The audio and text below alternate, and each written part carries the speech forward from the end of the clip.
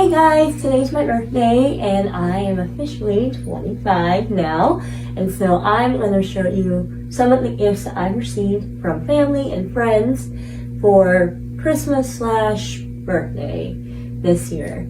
It's been kind of interesting because I'm celebrating Christmas and birthday with not having my family around, but that's okay. A few of them came up for Christmas Eve and we just went out and did like games at the board game cafe. That was really fun. But here's some of the presents that I've received this year.